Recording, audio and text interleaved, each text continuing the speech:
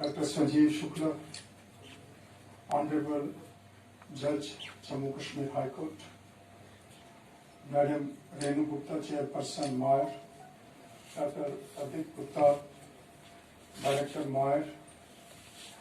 In front of me are Dr. Kamal Saini, former IGP, Dr. Dhiman, Brigadier, Dr. Bali, former Principal of Music and Fine Arts, Shri Ashish Sabharwal, my very old friend since 1960, and other dignitaries in this particular August Hall, including Major General Shiv Kumar Sharma. And your better half also. Your better half. She did welcome from me because I always tell her, am I your most obedient husband or not? This is a tribute to her. Otherwise, she is part of the That she rendered from time to time. We often confuse constitution with constitutionalism, whereas the two concepts or two things are entirely different.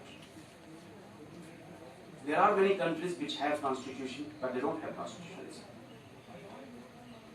Hitler's Germany had a constitution, but there was absolutely no constitutionalism.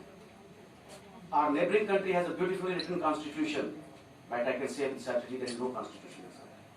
So you have to distinguish between the constitution and the constitutionalism. A constitution is a fundamental law of a nation, and in a democracy which is ruled by rule of law, it is supreme law of the land. When I say supreme law of the land, means all other authorities, whether it is the executive, the legislature, or the judiciary, all are subservient to the constitution. Because all of the creations of the constitution all derive their power from the constitution. And what's the constitution? It's a body of rules. Constitutionalism is a different thing. The constitution is a body of rules which embodies and expresses the dreams and passions, the ideas and aspirations of the people. All powers of all the peoples, all institutions whatsoever are derived from it. That is the essence of constitution. In his classic Right of Man, Thomas Paine wrote, I quote, but of people constituting the government. And a government without a constitution is power without right. And I can understand how much of hardship must have been faced in organizing this program with all the sitting arrangement, with the distance to be maintained as per the SOP, etc., etc. But nevertheless, you went ahead, and I think I want to congratulate you and compliment you for that. In fact, I had been in touch with Professor Bhatia, as he was saying, about this program happening, and for most of the time, in the last 2-3 months, I was traveling. I was earlier for 2 months occupied with the district council, first ever district council election happening in Jammu and Kashmir. Then straight away from there, I was assigned to be in Assam for the Assam Assembly election.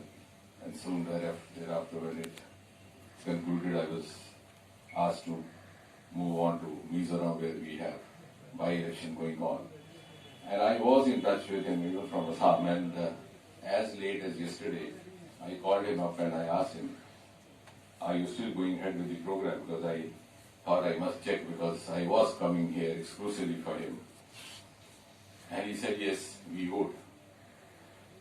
So, seeing his determination, commitment, and I think it's also my privilege and pleasure to be honored, to be asked to release a set of books written by one of the most distinguished living academicians of law in India today.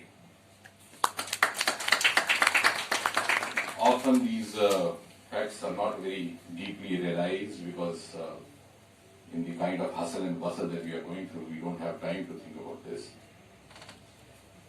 I have known Professor Bhatia for many number of years, almost 30 years, and I've seen him evolving.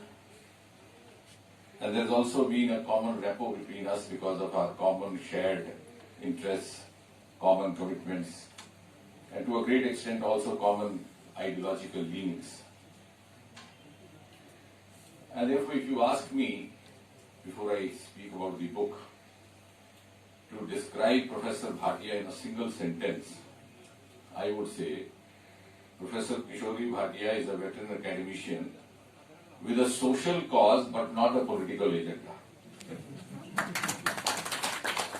And I repeat, Kishori Bhatia is one of the leading veteran academicians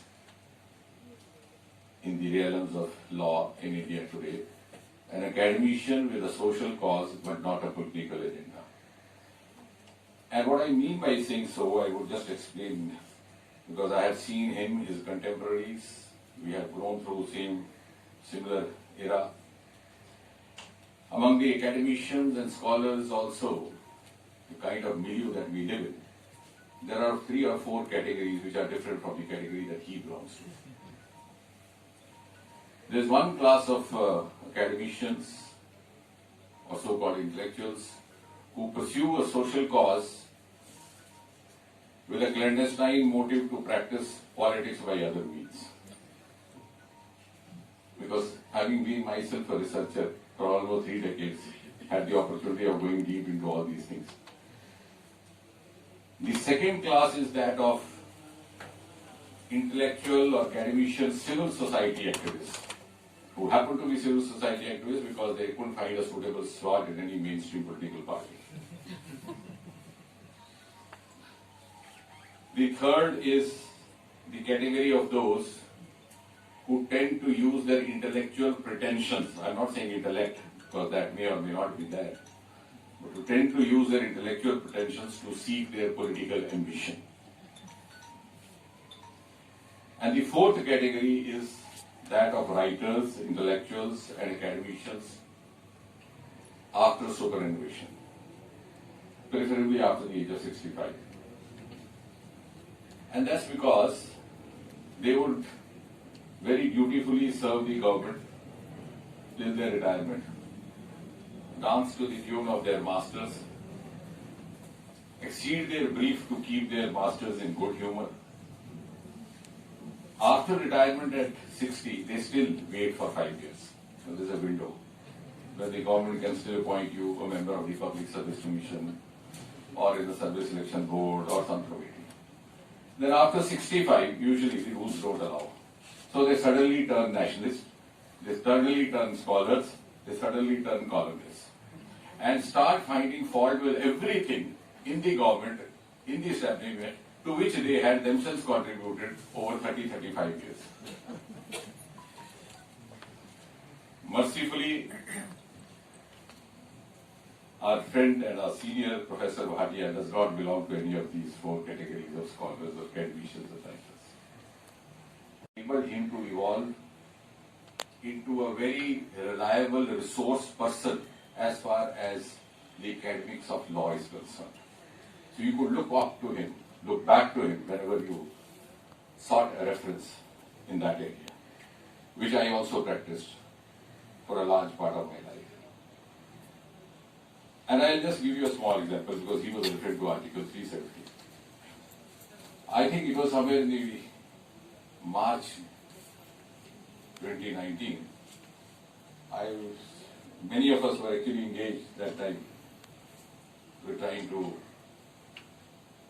do an exercise related to Article 370 one way or the other. So I was sitting with Mr. Arun Jaitley.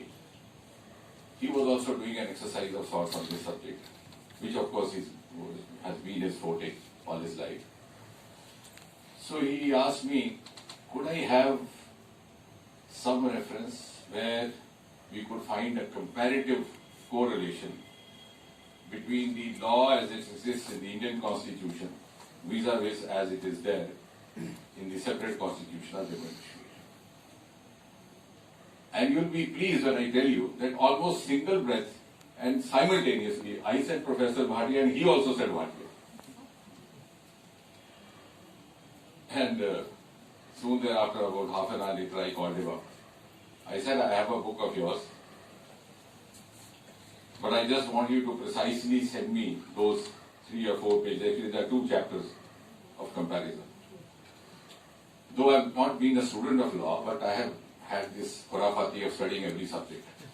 And usually, as Francis Bacon once said, in the context of English literature, he said the greatest harm to the cause of literature is done by the teachers of literature. So, those who educate themselves through self-education sometimes try to learn more than what the formally educated have done. And I called up Professor Bhatia and I told him, there are 2 chapters in your book. Though I didn't have the book with me, but I could recall. So I said, could you send me across? Then, academically committed as he is, he started dabbling with it. So after 2 hours, I called him back again. He said, I'm having some issues with the internet. I'm waiting for my daughter to come home. But then by afternoon, he had given me that. And I also shared it with Arun Jaitley the same evening. So what I'm trying to say is that here is an academician who has evolved with a unidirectional approach, a very focused approach, not allowing his hard-earned glory to be tempted by extraneous considerations. And that gives him a place which is distinct from all others. And now as far as the books written by him are concerned, actually I'm called to these kind of functions almost every day, so whenever there's a book like this, I called him up yesterday, and since I have no hesitation in being frank to him, I said, have you given me the books which I have to release? He said, yes, I have sent it across, and I then realized that I was in Assam, he had sent it. So in the night I just went through. Usually I'm going through when I'm traveling to the venue, but here I had the opportunity. Now of the 2 books, there are certain unique features which could be spoken only by those who have not studied law, because you have seen it through the prism of law. So from the prism of a reader or an analyst or a commentator. Expounding Constitution, written by him, the first book, I would say traces the chronology of the evolution of judicial culture in this country over the years. And this is an attempt also because very little is spoken about, discussed, or even taught, even in the schools of law, about the Constitution, about the history of Constitution. Because in medicine, for example, we have a separate subject we used to have earlier on when we were following British curriculum, not now, history of medicine. You know, how a particular bacteria was born, how Alexander Fleming came across penicillin, he was working in his lab and suddenly he found that some bacteria had disappeared, and then he started quizzing and found that this was penicillin. Later on, of course, that went against a Nobel Prize when he got somebody said that this is incidental, but he said to discover an incident also requires